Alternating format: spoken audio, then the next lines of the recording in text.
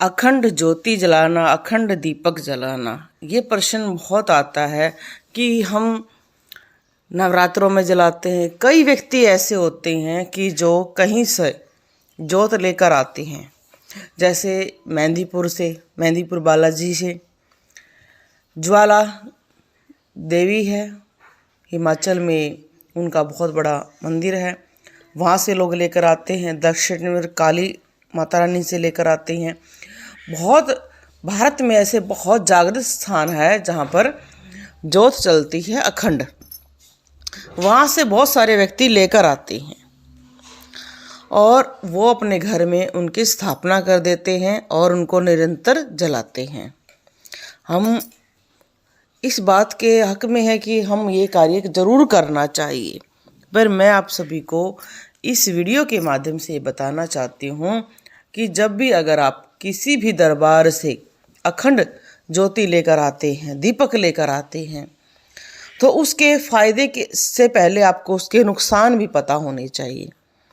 फायदे तो उसके अनंत गुना है, उसके लिए भी एक अलग वीडियो बनाएंगे, पर आज थोड़े से उनके नुकसान के बारे में जानकारी प्राप्त करें कि हम बहुत सारे स्थानों से, जागृत स्थानों से ले आते हैं अखंड ज्योति और अपने घर में जला देते हैं। पर हमारी जो मानसिक बुद्धि होती है, कई बार हमारे घर में एक जैसे प्राणी नहीं होती हैं। समय का फेर के अनुसार कई बार क्या करते हैं, बहुत सारे व्यक्ति उस अखंड दीपक को बुझा देते हैं और फिर जो उसके घर में हानियां होनी शुरू हो जाती हैं, फिर वो घूमते हैं कि हमारे घर में ये हो गया। अब पीछे से भी जो हम रोहतक हरियाणा में रहते हैं, रविवार को मेहंदीपुर बालाजी के नाम से दरबार लगाते हैं। एक पति पत्नी आए थे, उन्होंने बहुत साल तक अखंड दीपक जलाया और अपने घर में माता रानी की सेवा की। वो किसी भगत के पास जाते थे तो उन्होंने भी अपनी अखंड ज्योति उनको प्रदान कर दी। अब उनके घर में एक अखंड ज्योति पहले से थी, दूसरी उन्होंने जला ली। बहुत दिनों तक उनके घर में बहुत फ़ायदा हुआ, बहुत अच्छा हुआ, सब कुछ वो बड़े खुशी से करते रहे। किसी बात से अब उनके जिस वो भगत के पास जाते थे, उनसे अब उनका अलगाव हो गया, जाना बंद हो गया। तो उनके मन में पता नहीं क्या आई कि भाई जो उस भगत ने उन्हें अखंड दीपक दिया था,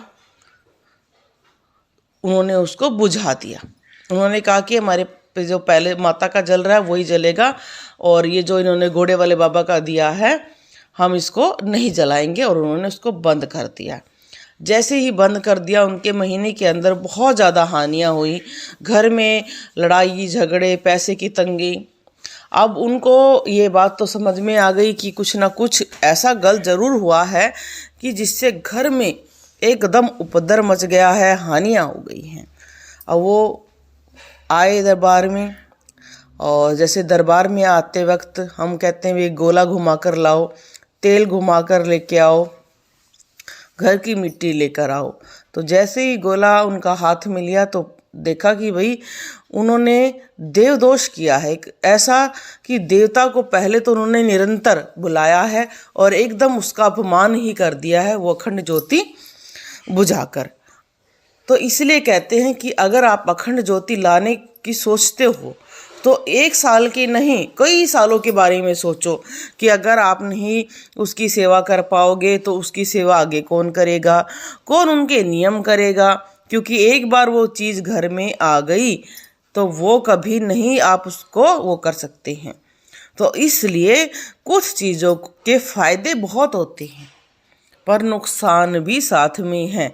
इसलिए जितने भी मेरे प्यारे भाई बहन हैं, जो भी हमारी वीडियो देखते हैं, मैं उनको यही कहती हूँ कि कुछ भक्ति मार्ग में आप करते हैं, अखंड ज्योति जलाते हैं, कहीं से लेकर आते हैं, तो उनके नियम आपको पता होने चाहिए। वो कितने साल तक आप उसका नियम करेंगे ये भी आपको पता होना चाहिए, और आगे उसकी सेवा कोई नहीं करेगा, उससे जो हानि होगी आपके घर में उसका भी ज्ञान आपको जरूर होना चाहिए। क्योंकि अखंड ज्योति जब जलेगी, आप किसी दरबार से लेकर आएंगे, चाहे किसी भगत के दरबार से लेकर आए, उसने आपको ऐसी शक्ति प्रदान की है, उसको आप ये नहीं है मनमानी नहीं कर सकती हैं कि भाई हम 10 दिन जलाकर और हमें फ़ायदा हो गया, अब हमारा मन नहीं कर रहा, हम उसको बुझा देंगे।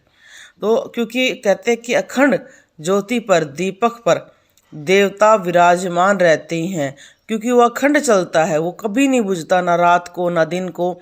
इसलिए उसके नियम होते हैं, कभी भी उसको अकेला नहीं छोड़ा जाता है, उसको बार बार देखा भी जाता है, भर कर रखा जाता है कि वो बुझे ना हो। तो इसलिए अखंड दीपक या ज्योति आप जलाती हैं तो उसके लिए अगर देखो, अब एक प्रश्न फिर आएगा कि बहुत सारे लोग ये कहेंगे कि भी हमने सेवा करी, अब हम बूढ़े हो गए हैं और हमारे घर में हमारे बच्चे ये कार्य नहीं करना चाहते हैं, अब हम उस अखंड दीपक का या ज्योति का क्या करें। सबसे पहले तो जैसे ही वो चीज़ आपके घर से जाएगी, आपके घर में कुछ ना कुछ हानि होगी, फिर भी आप उसको बुझाए ना, उसका अपमान ना करें। आप जहाँ से भी, जिस भगत ने भी आपको अखंड दीपक दिया है, या आप कोई ऐसा व्यक्ति ढूंढे जो उसको स्वीकार करने के लिए तैयार हो, तो आप स्वयं उसको ना बुझाएं। अगर आपने जला रखा है ऐसे कैसे दीपक, आप किसी भगत को दे दें और क्षमा याचना करें और विधि विधान से उसको भेजें। जैसे विधि विधान से खुश होकर लाएंगे लोग कि अखंड ज्योति ला रहे हैं, दीपक ला रहे हैं, तो वैसे ही उसको वापस करें। अगर नहीं सेवा करी जा रही है, उसको बुझाया नहीं जाएगा, वो बुझेगा तो आपके घर में अनिष्ट होगा। अखंड दीपक कभी भी अकेला नहीं छोड़ा जाता है।